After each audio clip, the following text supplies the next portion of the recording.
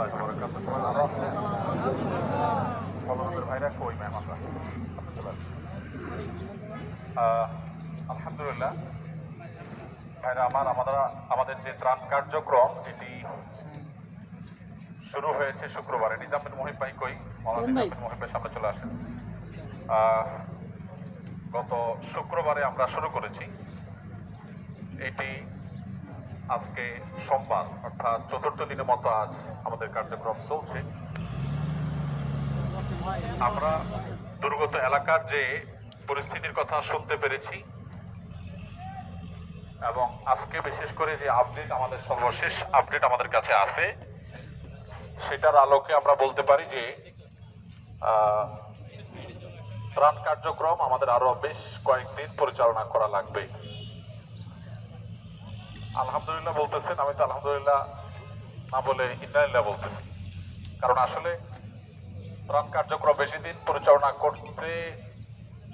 করার প্রয়োজন হোক এটা আমরা চাই না। আমরা চাই যে ত্রাণ কার্যক্রম যত দ্রুত সম্ভব বন্ধ করা গেলে সেটা ভালো, অর্থাৎ মানুষের নির যেন না থাকে। নতুন করে আপনারা জানেন নোয়াখালী এবং লক্ষ্মীপুর অঞ্চল অনেক বেশি প্লাবিত হচ্ছে।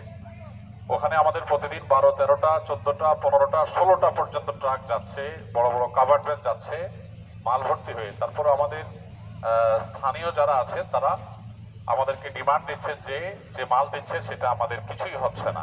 নিড এত বেশি, ধনী গরিব সব একাকার হয়ে গেছে। এমন এমন মানুষ SMS করছেন তার পরিবারের জন্য খাবারের জন্য। গুলশান থেকে একজন তার পরিবারের জন্য একটু খাবারের জন্য SMS করেছেন আমাকে। আপনি চিন্তা করতে পারেন যে বাসা গুলশানে কিন্তু পরিবার সেখানে আছে, তাদের জন্য একটু শুকনো খাবার, একটু চিড়ার ব্যবস্থা যদি করা যায়, এটার জন্য তারা বলছেন। কি কষ্ট সেখানে মানুষের, সেটা আসলে বর্ণনা করে বোঝানো কঠিন। তো এই জন্য আপনাদেরকে আমরা জানিয়ে রাখতে চাই যে ত্রাণ কার্যক্রম আমাদের আরো বেশ কিছুদিন পরিচালনা করতে হবে। আপনারা থাকবেন তো ইনশাআল্লাহ? ইনশাআল্লাহ। আগামীকালকে একইভাবে যথারীতি আজকের মতো কাল সকাল থেকে আমাদের ত্রাণ কার্যক্রম পরিচালনা হবে ইনশাআল্লাহ। আগামীকালকে যারা আমাদের ত্রাণ কার্যক্রমে শরীক হতে পারবেন না, নানা ব্যস্ততা আছে, যারা আগামীকালকে ত্রাণ কার্যক্রমে সকালে এখানে কাজ করার জন্য আসবেন না, তারা হাত তোলেন। আপনারা কি সবাই আসবেন না নাকি আসবেন? চেষ্টা করবো। আচ্ছা, নামান, হাত নামান।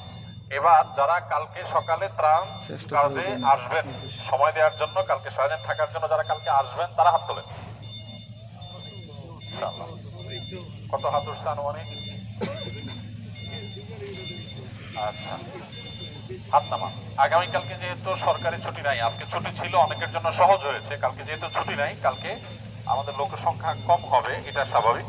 অতএব আমরা আমাদের পরিচিত অন্যদেরকে দাওয়াত দিয়ে নিয়ে আসবো ইনশাআল্লাহ। মাদ্রাসার ছাত্র যারা আসছেন, বাড়িধারা মাদ্রাসার ছাত্র যারা আছেন একটু হাত তোলেন। আচ্ছা, চলে গেছে ম্যাক্সিমাম, মাশাআল্লাহ। এছাড়া আরো অন্যান্য মাদ্রাসার ছাত্র ভাইরা অনেকে শরীক হয়েছেন আজকে। আল্লাহ তাআলা আমাদের সবারই শরীক হওয়াকে কবুল মঞ্জুর করুন। আমাদের আজকের যে কাজ আছে, আমাদের লোকজন কে আছে এখানে, কে বলতে পারবা? শাকিল খবর না, মাসুম কই, আদনান কই? আজকে যে কাজ আছে আমরা এটা ইনশাআল্লাহ যত দেরি হোক শেষ করে তারপরে যাবো, ঠিক আছে তো ইনশাআল্লাহ? আর আপনারা আলহামদুলিল্লাহ আল্লাহর জন্য কাজ করছেন, যার কারণে আমরা কাজগুলো খুব দ্রুততার সাথে গুছিয়ে সেখানে পাঠিয়ে দিতে পারছি। আজকে আমরা বাংলাদেশ সেনাবাহিনীর মাধ্যমে 3টা কাভার্ড ভ্যান মালামাল রিমোট এরিয়াতে হেলিকপ্টারের মাধ্যমে ডিস্ট্রিবিউশন করার জন্য তাদের মাধ্যমে আমরা অলরেডি মাল তাদের কাছে দিয়ে আসছি। এটা অন দা ওয়ে আছে। আমরা আশা করছি এটা আগামীকাল সকালে আর্লি মর্নিং ইনশাআল্লাহ এগুলো ডিস্ট্রিবিউশন হবে। তো আপনারা এখানে যে কাজটা করছেন, এখানে মালগুলো কিন্তু জমছে না। প্রতিদিন এভারেজে আপনার 7,000, 8,000, 9,000, কোনোদিন 10,000 প্যাকেট তৈরি হচ্ছে। এগুলো পরের দিনের মধ্যেই সব ডিস্ট্রিবিউশন হয়ে যাচ্ছে। এটা একটু আনন্দের বিষয়, পড়ে থাকছে না। অর্থাৎ আপনি আজকে কষ্ট করে যে প্যাকেটটা বাঁধছেন, এটা আগামীকালকে একটা ফ্যামিলির মুখে হাসি ফোটানোর ব্যবস্থা করে দিবে। এর চেয়ে তৃপ্তির কাজ কি হতে পারে বলেন? অতএব আপনাদের এই কাজে আপনাদের সিরিয়াসনেস, আন্তরিকতা আমাদের আরো বেশি দরকার। তো আগামীকালকে আমাদের যেহেতু অফিস খোলা থাকবে, অতএব আগামীকালকে আমাদের ভলান্টিয়ার প্রয়োজন বেশি। আজকে অনেক বেশি ভলান্টিয়ার এসে গেছেন, প্রয়োজনের চাইতেও বেশি ছিলেন, কিন্তু আগামীকালকে আবার লোক সংখ্যা একটু কমে যাবে, সেটা স্বাভাবিক।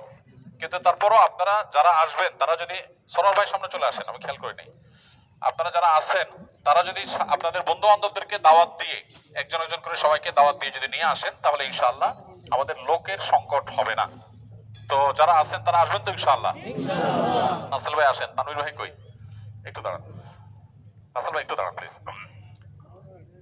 রাসেল ভাই হলেন আমাদের ফাউন্ডেশনের যে জায়গাটা আপনারা দেখছেন আফতাবনগরে, এই জায়গাটা ভাইয়ের ওনার জায়গা। উনি ফাউন্ডেশনকে কোনো ভাড়া ছাড়া আমাদেরকে ব্যবহার করার জন্য দীর্ঘ মেয়াদে দিয়েছেন।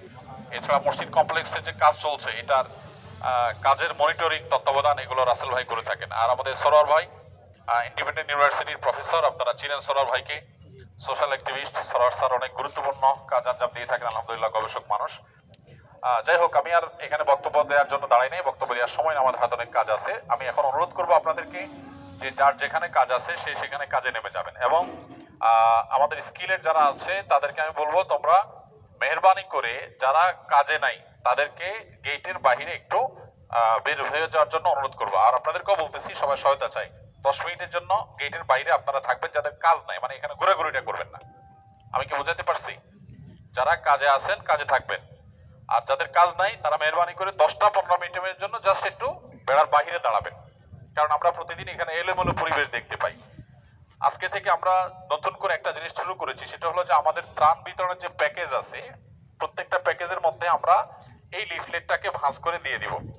একজন ভালো মুসলিম হতে করণীয়, একজন ভালো মুসলিম হতে করণীয়, এখানে বেশ কিছু করণীয় পরামর্শ দেওয়া আছে ডক্টর আব্দুল্লাহ জাহাঙ্গীর রাহিমাহুল্লাহ বই থেকে, মূলত এটা সংক্ষিপ্ত করা কিছুটা, আর কিছুটা নিজেরা আমরা করেছি। আর আরেকটা হলো বিপদে মুমিনের করণীয়, একজন ইমানদার বিপদ আপদে কি করবেন এ বিষয়ে তাকে পরামর্শ দেওয়া হয়েছে।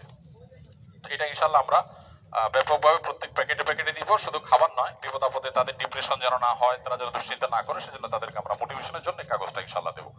তো ঠিক আছে, আপনারা মেহরবানি করে সবাই কাজে লেগে যান, এবং মেহরবানি করে যাদের কাজ নাই অর্থাৎ কোনো কাজ পান নাই তারা 10টা মিনিটের জন্য একটু এই সাইডে আমরা গেটের বাইরে একটু অপেক্ষা করবো, কেউ মাঠের ভিতরে আমরা থাকবো না। ধন্যবাদ। 5-10 মিনিট আমরা লেগে যাই।